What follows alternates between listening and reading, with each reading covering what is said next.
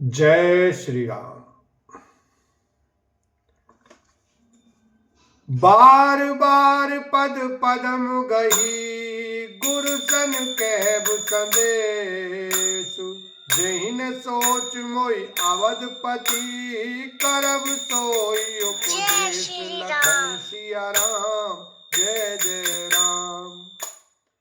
बार बार चरण कमलों को पकड़कर गुरु वशिष्ठ जी से मेरा संदेशा कहना कि वे वही उपदेश दें जिससे अवधपति पिताजी मेरा सोच न करें। पुरजन परिजन सकल निरोही तात सुना एहु बिनती मोरी।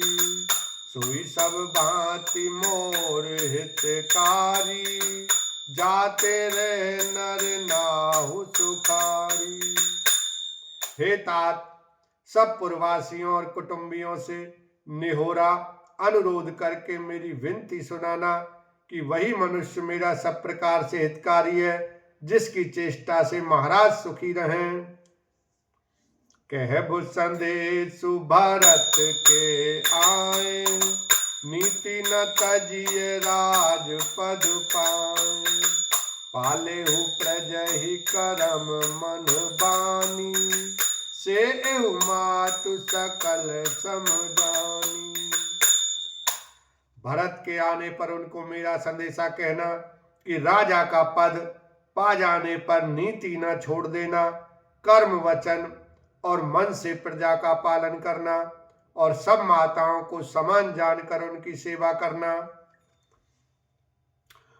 और निभाएहु भाई भाई कर पितु मात सुजन सेवकाई। तात भांति तेहि राखब राऊ सोच मोर जहि करई न काऊ। और हे भाई, पिता माता और स्वजनों की सेवा करके भाई पने को अंत तक निभाना। हे तात, राजा पिताजी को उसी प्रकार से रखना जिससे वे कभी किसी तरह भी मेरा सोच न करें। लखन कहे कछु बचन कठोरा बरजी राम पुनि मोहिनी होरा। बार बार निज शपथ देवाई कह बिन तात लखन लरिकाई। लक्ष्मण जी ने कुछ कठोर वचन कहे किंतु श्री राम जी ने उन्हें बरज कर फिर मुझसे अनुरोध किया और बार बार अपनी सौगंध दिलाई और कहा, हे तात, लक्ष्मण का लड़कपन वहां न कहना। कही प्रणाम कछ कहन लिए सिय वही शिथिल सने। थकित बचन लोचन सजल पुलक पल्लवित देह। लखन सिया राम जय जय राम। प्रणाम कर सीता जी भी कुछ कहने लगी थी परंतु स्नेह वश वे शिथिल हो गईं। उनकी वाणी रुक गई, नेत्रों में जल भर आया और शरीर रोमांच से व्याप्त हो गया। तेहि अवसर रघुबर रुख पाई केवट पार ही नाव चलाई। रघुकुल तिलक चले एहि भांति देखूं ठाड़ कुलिस धरि छाती। उसी समय श्री रामचंद्र जी का रुख पाकर केवट ने पार जाने के लिए नाव चला दी। इस प्रकार रघुवंश तिलक श्री रामचंद्र जी चल दिए और मैं छाती पर वज्र रखकर खड़ा खड़ा देखता रहा। मैं आपन किमि कहूं कलेसु जियत फिरऊं ले राम संदेशु। अस कही सचिव बचन रही गयऊ हानि गिलानि सोच बस भयऊ। मैं अपने कलेश को कैसे कहूं जो श्री राम जी का यह संदेशा लेकर जीता ही लौट आया। ऐसा कहकर मंत्री की वाणी रुक गई, वे चुप हो गए और वे हानि की गिलानी और सोच के बस हो गए। सूत बचन सुन तहि नर नाहु, परउ धरनी और दारुण दाहू, तलफत विषम मोह मन मापा, माजा मनहु मीन कहूँ व्यापा। सारथी सुमंत्र के वचन सुनते ही राजा पृथ्वी पर गिर पड़े। उनके हृदय में भयानक जलन होने लगी, वे तड़पने लगे। उनका मन भीषण मोह से व्याकुल हो गया, मानो मछली को मांझा व्याप गया हो, मछली वर्षा का जल लग गया हो।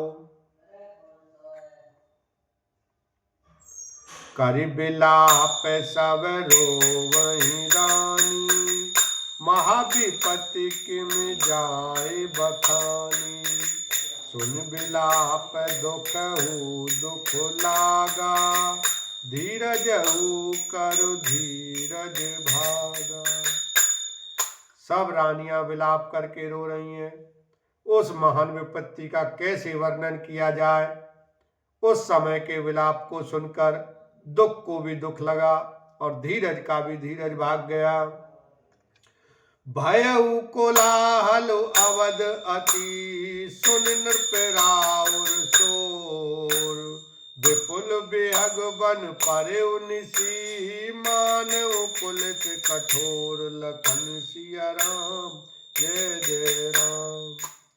राजा के रावले रनिवास में रोने का शोर सुनकर अयोध्या भर में बड़ा भारी कोहराम मच गया। ऐसा जान पड़ता था मानो पक्षियों के विशाल वन में रात के समय कठोर वज्र गिरा हो। प्राण कांठ गत भयउ भुआलु, मन विहीन जन व्याकुल व्यालु।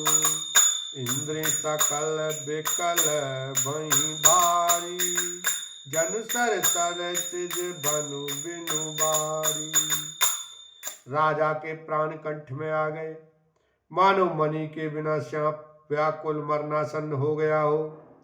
इंद्रियां सब बहुत ही विकल हो गईं, मानो बिना जल के तालाब में कमलों का वन मुरझा गया हो। कौसल्या नृपुदीक मलाना, रविकुल रवि अंथयो जिय जाना। उर्धर धीर राम हित मारी, उर्धर धीर राम महतारी। बोली बचन समय अनुसारी। कौशल्या जी ने राजा को बहुत दुखी देखकर अपने हृदय में जान लिया कि अब सूर्य कुल का सूर्य अस्त हो चला। तब श्री रामचंद्र जी की माता कौशल्या हृदय में धीरज धरकर समय के अनुकूल वचन बोली। नाथ समझि मन करिय विचारु, राम वियोग पयोधि अपारु। कर्णधार तुम अवध जहाजु, चढ़ु सकल प्रिय पथिक समाजु। हे नाथ, आप मन में समझकर विचार कीजिए कि श्री रामचंद्र का वियोग अपार समुद्र है, अयोध्या जहाज है और आप उसके कर्णधार खेने वाले हैं। सब प्रियजन कुटुंबी और प्रजा ही यात्रियों का समाज है जो इस जहाज पर चढ़ा हुआ है। बोलो सियावर रामचंद्र की जय, उमापति महादेव की जय।